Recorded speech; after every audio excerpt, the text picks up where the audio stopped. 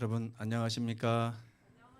네, 하나님의 은혜가 풍성한 그런 안식일 아침인 것 같습니다.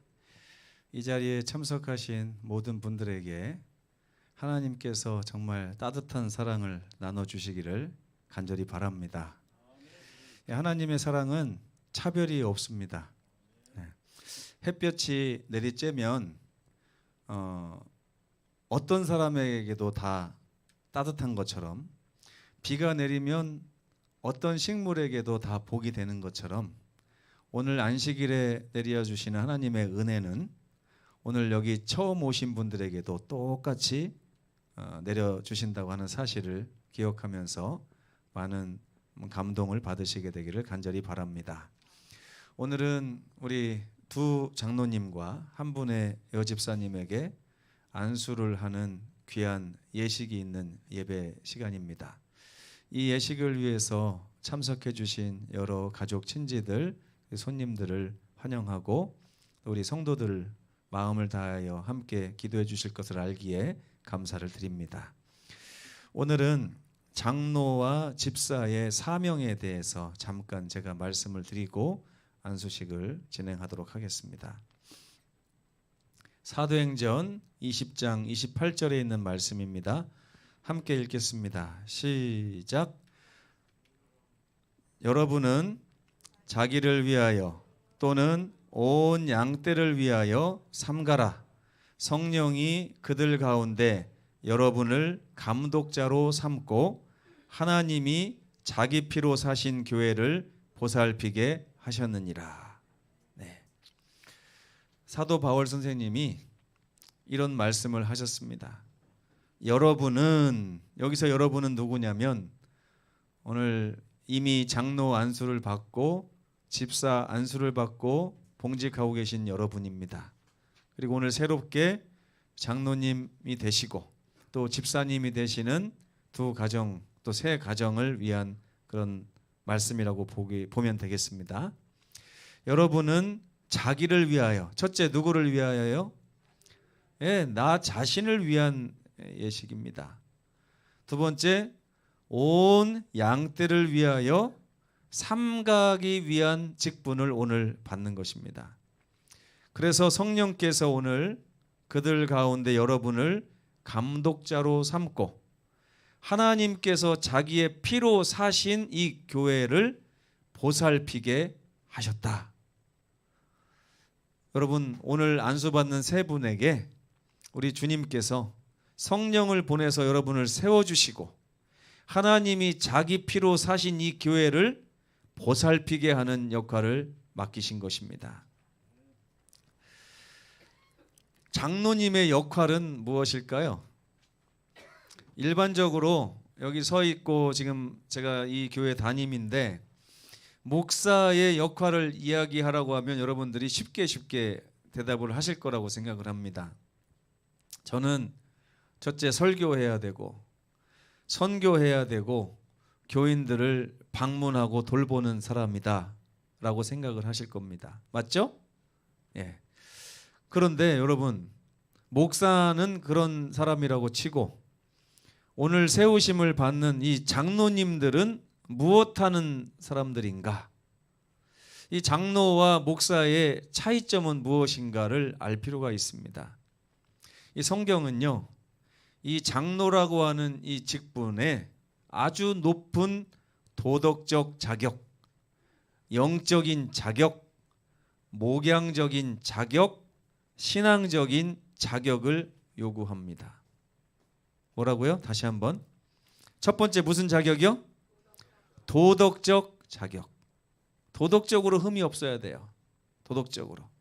혹시 지금 여기 안수 후보자들 중에서 도덕적으로 문제가 있는 분은 지금 조용히 밖으로 나가 주셔야 됩니다. 도덕적으로. 두 번째는 무슨 자격이요? 영적인 자격. 영적인 자격이란 뭘까요? 영적으로 하나님과 교통을 하고 있는 살아있는 신앙 관계에 있느냐 하는 것이 중요한 것입니다. 세 번째는 무슨 자격이요? 목양적 자격. 이 목양적 자격이라는 게 뭐예요? 양을 돌본다는 게 목양이죠. 그죠?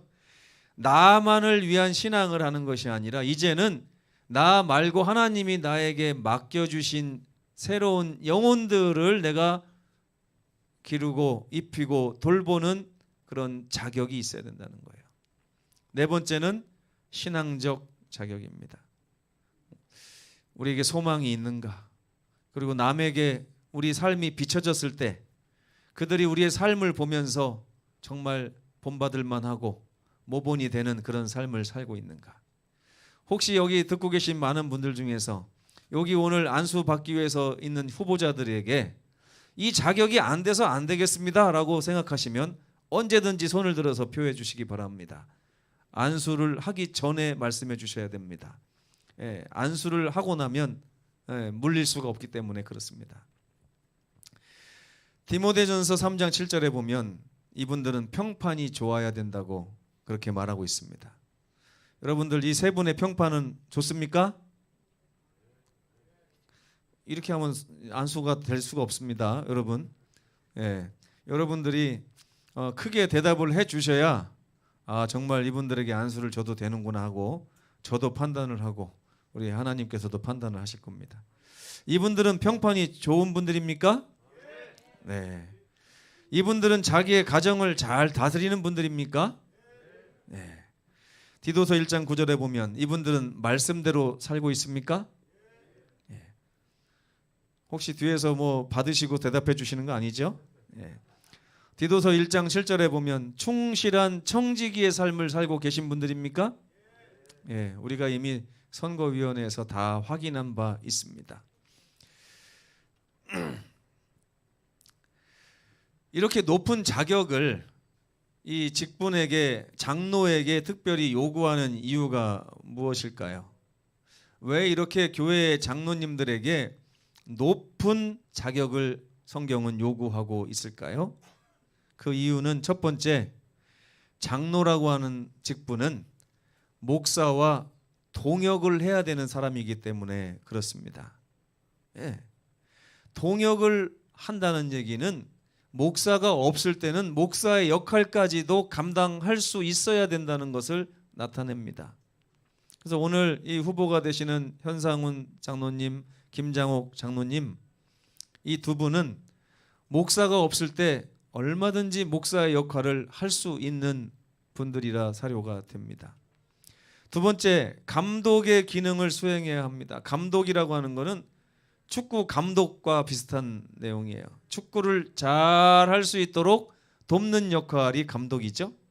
마찬가지로 우리 성도들이 하나님 앞에서 신앙을 잘 할 수 있도록 돕는 역할을 할 수 있는 분들이기 때문에 높은 자격을 요구하는 것입니다. 여러분, 제가 국가대표 감독을 한다고 생각을 해보십시오. 찬성하십니까? 국가대표 축구 감독을 제가 한다고. 제가 가끔 축구 보면서 그런 얘기를 합니다. 아유, 벤투보다 내가 낫겠어. 힘든 겁니까? 왜 그래요? 왜? 저에게 그런 능력이 없기 때문에 그렇습니다. 축구를 잘 할 수 있게끔 할 수 있는 능력이 없기 때문에 그래요. 장로님들은 높은 자격을 요구합니다. 왜? 도와야 되기 때문에 그렇습니다. 능히 바른 교훈으로 권면해야 될 필요가 있어요. 그리고 거스려 말하는 자들을 책망할 수 있는 능력도 있어야 됩니다. 그냥 허허 그러면서 잘못을 해도 허허거리고 그러면 안 됩니다. 잘못을 할 때는 따끔하게 말할 수 있어야 됩니다. 제가 이 장로님들의 역할 중에서 제일 어려운 부분이 이 부분이라고 생각을 해요. 바른 교훈을 할 수 있는 것은 그렇게 어렵지 않습니다. 그러나 따끔하게 책망하기 위해서는요, 보통 이것이 어려운 게 아니에요. 저도 이걸 잘 못해요. 왜 그런지 아십니까? 따끔하게 얘기하려고 보면 이런 소리가 들려요. 그러면 목사님은 잘하나? 네? 목사님은 똑바로 하고 있나? 이런 얘기가 남들이 안 해도 누가 저에게 하냐면 제 자신이 저에게 하는 거예요. 그래서 누군가를 제가 책망하기 위해서 저는 책망을 잘하는 목사가 되고 싶거든요. 책망을 잘하는 목사가 되고 책망을 잘하는 장로가 되기 위해서는 아까 말씀드린 것처럼 자기 자신이 하나님 앞에 떳떳해야 되고 영적으로 육적으로 다 완전해야 됩니다. 그래서 이 장로가 어려운 것입니다. 지금이라도 늦지 않았습니다. 언제든지 못해 먹겠습니다 하시면 손을 들으시면 제가 배려해 드리겠습니다. 모든 교인들의 선교 사명을 일깨우려면 자기가 선교해야 돼요. 또 이것을 실천할 수, 배운 것을 실천하도록 하기 위해서는 나부터가 실천을 해야 되는 것입니다. 이러한 책임이 목사에게도 있지만 누구에게도 있다고요? 장로에게도 있는 것입니다. 높은 자격. 이 부르심은 그냥 아이고 오늘 장로 됐대 이게 아니에요. 어제까지 나의 삶과 오늘 안수받은 이후의 나의 삶이 극명하게 차이 나야 돼요. 이제 전혀 다른 부르심으로 우리가 가고 있는 것입니다. 혹시 이미 장로 안수를 받고 생활하시는 분들 중에 이 높은 부르심을 깨닫지 못한 분들이 계시다면 이 시간에 함께 안수받는 기분으로 말씀을 들어주시고 마음을 새롭게 해주시기를 간곡히 부탁드립니다. 오늘날 너무나 자격 없는 목사들이 강단에 서고 있습니다. 너무나 자격 없는 장로들이 교회에서 입을 열고 살아가고 있습니다. 이것 때문에 교회가 힘들고 교회가 어려움을 당하고 하나님은 욕을 당하는 것입니다. 저는 오늘 세움을 받는 이 두 장로님의 가정이 우리 교회 앞에서 하나님 앞에 신실함으로 하나님께 영광 돌리게 되기를 간절히 바랍니다. 신약 성경에 보면 베드로와 바울의 이 권면이 나옵니다. 베드로는 베드로전서 5장에 이런 말을 했습니다. 장로들에게 권하노니 나는 너희와 함께 장로 된 자로서 내가 말하기를 너희 중에 있는 하나님의 양무리를 너희가 치기를 원하노라. 아멘. 그런데 양을 어떻게 치냐 이거예요. 여러분 자녀 교육을 해보셨죠? 자녀 교육을 할 때 어떤 식으로 하십니까? 저는 어렸을 때 어머니에게 매를 좀 많이 맞았어요. 그래서 처음에 매가 무서워서 이렇게 제가 남들한테 가서 인사도 잘하고 그랬습니다. 교회 가면 앞에서부터 안녕하세요 안녕 다 하고 다녀요. 안 하면 혼나니까. 밖에서 친구 것을 이렇게 탐이 나가지고 이렇게 가져오다가도 어머니가 또 알면 혼나겠지 하고서 이렇게 또 다시 놓고 오기도 하고. 근데 나중에 나이가 먹으면서요 어머니가 매를 때리는데 어느 날 순간적으로 더 이상 맞으면 안 되겠다 이 생각이 들더라고요. 왜 그런 생각이 들었는지 아십니까?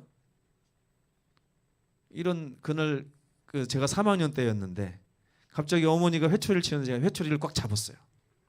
어머니 더 이상 맞지 않겠습니다. 어머니가 깜짝 놀래요.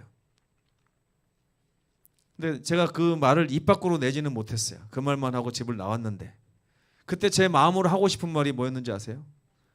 내가 그동안 어머니를 지켜보니 어머니도 불완전한 점이 많았는데 왜 어머니가 무슨 자격으로 나에게 회초리를 대는 겁니까? 이런 마음이 거기에 숨어 있었던 거예요. 지금 우리 어머니가 보고 계실 텐데 죄송합니다. 어쨌든 방송으로 항상 보고 계십니다. 근데 여러분 양을 칠 때는요 매를 치라는 얘기가 아니죠. 여러분 하나님께서 여러분을 장로로 세우시고 이제 양무리를 돌보라 하셨는데 돌보는 방법이 뭐냐 이거예요. 방법이 뭐라고 써 있습니까? 오직 양무리의 본이 되라. 본이 되라. 양에게 무엇인가를 말하려면 그 말을 누구에게 먼저 해보시라는 얘기예요. 자기 자신에게 해보라는 얘기예요. 이걸 안 하고 막 내뱉는 분들이 있습니다. 저도 그래요. 저도 가끔 설교할 때 보면 제가 잘 못하는 걸 여러분에게 하라고 막 요구할 때가 있습니다. 여러분 저는 그래도 설교 마치고 나면 꼭 회개합니다. 기억해 주시기 바랍니다. 그렇게 나쁜 사람은 아니에요. 여러분 오늘 장로로 세움받는 이 두 가정은 이 교회에서 모본이 돼야 됩니다. 신앙을 하려면 이렇게 해야 되는구나. 성도를 사랑하는 것은 저렇게 해야 되는구나. 누군가에게 핍박을 받을 때 저런 식으로 반응해야 하는 것이구나. 누군가가 자기에게 못된 짓을 했을 때 저렇게 용서해야 되는 것이구나 하는 것을 모든 양들에게 보여줄 줄 알아야 됩니다. 장로님들 잘 들으시기 바랍니다. 진짜 잘 들으셔야 돼요.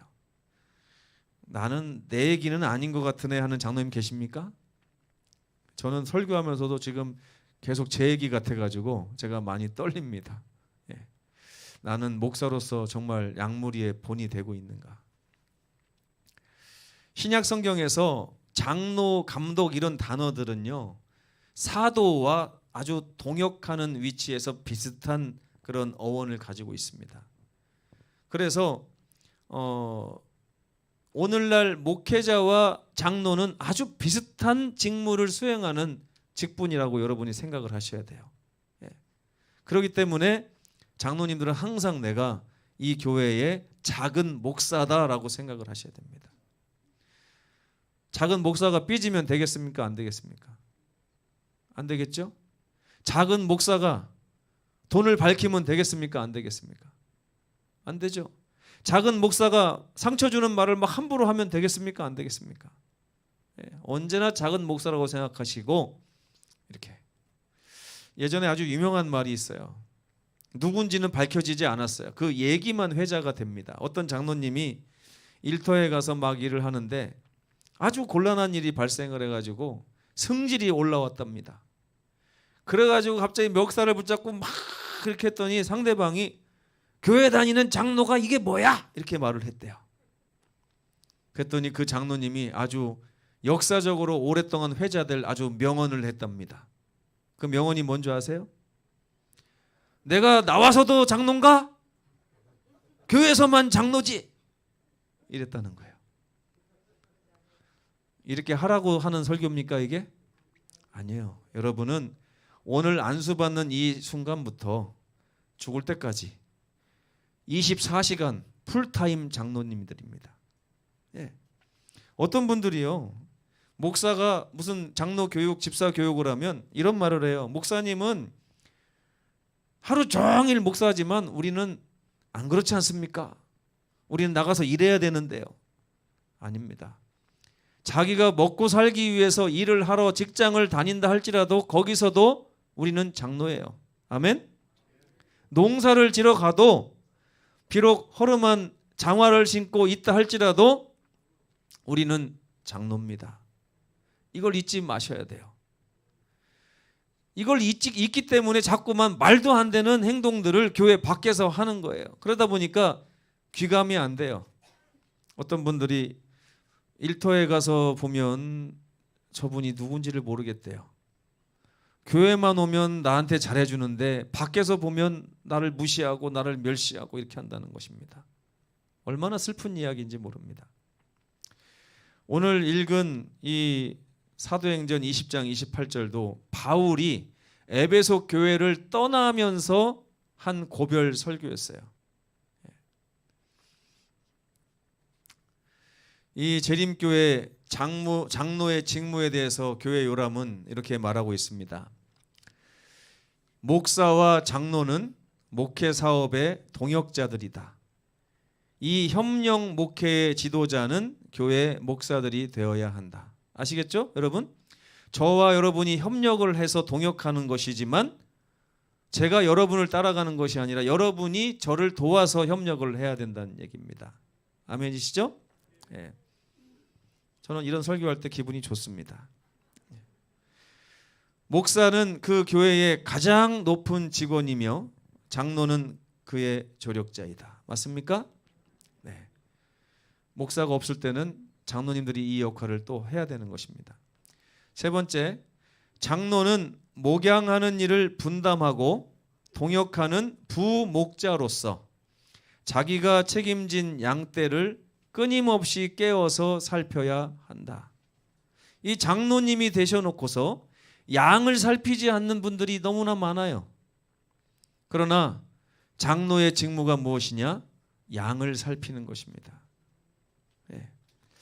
요즘에는 안 그래요, 우리 교회가. 근데 제가 처음에 왔을 때 어떤 장로님한테 아니 아무아무개 성도님이 장로님 반인데 왜 안 오셨습니까? 몰라요? 모릅니다. 제가 제 형제를 지키는 자니까? 가인의 말이 생각나죠? 내가 내 아우를 지키는 자입니까? 지키는 자입니다. 이 장로님들은 여기 계신 우리 성도들을 지키는 파수꾼들이에요. 이 성도들을 악한 이리가 마귀가 물어가지 않도록 늘 살피시고 지키는 일에 저와 동역하셔야 됩니다. 여러분들이 동역하지 않으면 저 혼자 이걸 다 감당할 수 없어요. 여러분, 제가 자식이 50명이라고 생각해 보세요. 가능하겠습니까? 가능합니까? 가능하다고 생각하시는 분은 빨리 집에 가셔서 자녀를 10명만 더 낳으시기 바랍니다. 네, 불가능해요. 못 길러, 나도 못 길러요. 나도 못 길러요. 근데 하물며 이 연약한 한 사람에게 이 80명, 70명을 다 보살피고 먹이고 지키라고 하는 것은 말도 안 되죠. 그래서 우리가 장로를 선임하고 안수를 하는 것입니다. 같이 하자고요. 근데 제가 슬픈 게 뭔지 아세요? 장로님들이 때때로 이런 말을 합니다. 목사님은 방문을 열심히 하십시오. 전 열심히 합니다. 열심히 해요. 근데 아무리 열심히 해도 양들은 부족함을 느끼고 갈증을 느낍니다. 그렇죠? 네. 그래서 저는 장로님들이 자기의 양들을 돌봐주셔야 된다고 생각을 하는 것입니다. 요즘에는 아주 잘하고 계십니다. 아주 잘하고 계시고요. 아직 참여하지 못한 장로님들은 이 말씀을 곰곰이 생각하시면서 내가 이 교회의 장로인데 이렇게 살아서 되겠는가 하고 회개하시며 참여하시게 되길 간절히 바랍니다. 재림교회 장로는 또한 설교할 수 있어야 합니다. 설교할 수 있어야 돼요. 설교할 수 있으려면 성경과 교리를 아주 깊이 이해하고 알고 있어야 됩니다. 평소에 먹고 사는 일에 바빠가지고 성경 말씀을 멀리하고 하나님의 말씀을 배우는 일을 등한히 해서는 설교할 수 없습니다. 이 설교가 꼭 단에 서서 하는 설교만 설교가 아닙니다. 여러분, 여러분이 삶에서 만나는 다른 사람에게 여러분이 갖고 있는 소망에 관한 이유를 자주 설교할 수 있어야 됩니다. 예. 근데 아직까지 우리 장로님들이 방문을 잘 하시는데 뭔가 기도하고 말씀할 일이 있으면 저한테 도와달라고 많이 하시더라고요. 제가 도와드렸어요. 그러나 저는 제가 한 번을 도와드리면 두 번은 장로님이 그 일을 스스로 하셔야 된다고 생각을 해요. 내가 돌보는 양들의 집에 가서 기도해 주시고 말씀을 읽어 주시고 하는 이 일이 장로님들에게 꼭 필요합니다. 이러려면 평소에 우리가 그렇게 살아야 되죠. 이런 장로님들이 되기를 간절히 바랍니다. 장로 요람 36페이지에 보면 장로의 중요한 일 4가지가 나옵니다. 첫째, 시간을 내라는 것입니다. 이것이 장로님의 첫 번째 요구 조건입니다. 어떻게 하라고요? 시간을 내셔야 돼요. 시간을 바침이 없이는 그 어떤 것도 완전한 헌신이 될 수 없습니다. 장로님들은 적어도 일주일에 적어도 2시간 내지 4시간 정도는 교회를 돌보는 일을 하셔야 됩니다. 이것도 너무 적어요. 근데 최소한 2시간에서 4시간을 쪼개서 형제들을 방문하고 그들을 위해서 기도하고 그들을 돌보는 일을 해야 됩니다. 그리고 교회에 와서 교회를 둘러보며 어디 더러운 곳은 없는가, 또 어디 청소해야 될 곳은 없는가, 고쳐야 될 곳은 없는가, 이런 것도 살펴보셔야 됩니다. 나는 집이 멀어요. 멀어도 오셔야 됩니다. 왜냐? 장로의 무게가 그런 것입니다. 두 번째는요, 목사를 도와야 됩니다. 목사를 돕지 않고 지켜보는 분들이 계십니다. 평가위원단 같아요. 어떨 때 보면 우리 담임 목사가 사역을 잘하는지 못하는지 평가를 하려고 하는 분들이 아니에요. 목사를 도와야 되는 것입니다. 목사가 최고의 능력을 발휘할 수 있도록 장로님들이 도우셔야 돼요. 목사가 약점이 있을 때 비판하지 말고 그 부족한 부분을 내가 채워야 되겠다고 생각을 하셔야 되는 것입니다. 네. 그리고 목사의 가족들도 돌봐주셔야 됩니다.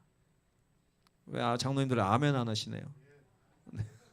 네. 우리 서귀포교회는 제가 정말 분에 넘치는 사랑을 많이 받았습니다. 제가 약점이 많은 사람이에요.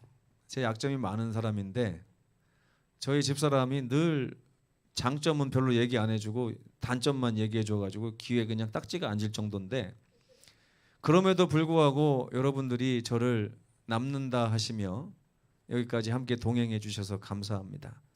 그리고 제 약점을 채워주셔서 감사하고 동역해 주신 것을 진심으로 감사를 드립니다. 지금보다 더 많이 도와주시면 감사하겠습니다. 세 번째는 양무리의 본이 되라 그랬어요. 교리를 수호하고 가족을 잘 돌보며 순결하고 실수를 금방금방 인정하고 겸손하라는 얘기입니다. 헌금 생활에도 모본을 보이시게 되기를 간절히 바랍니다. 예. 우리 장로님 후보들의 눈빛이 약간 좀 변하고 있습니다. 아, 저런 거였나? 괜히 한다고 한 거 아닌가? 하나님께서 힘주실 거라고 생각합니다.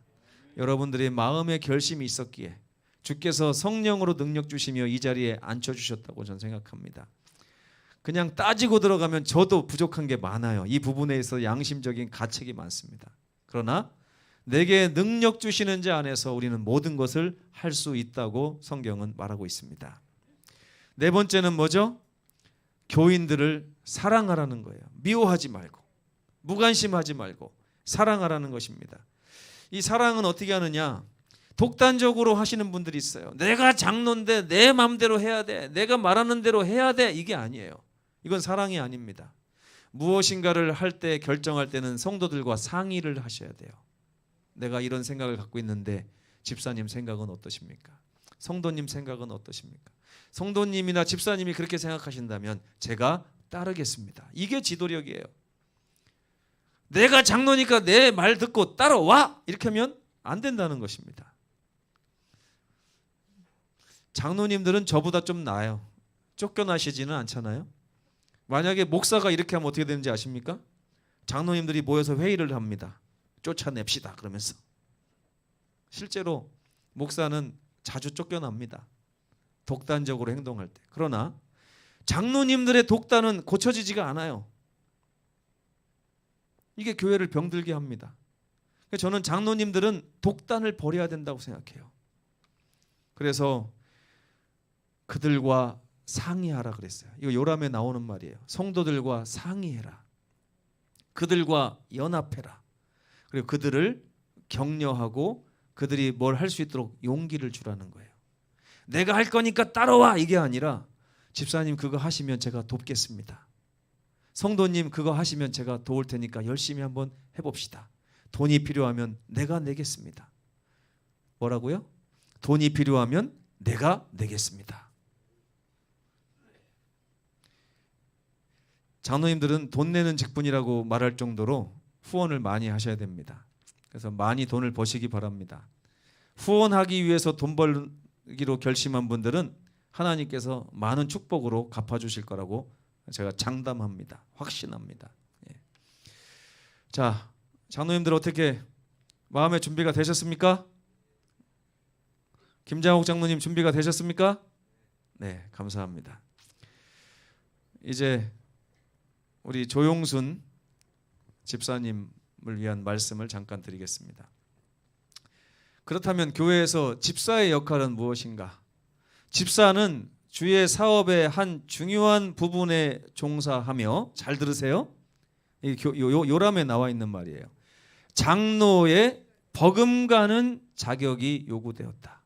디모데전서 3장 1절부터 8절은 장로에 대한 자격이 나오는데 8절부터 13절에 보면 집사에 대한 말이 나오는데 똑같아요.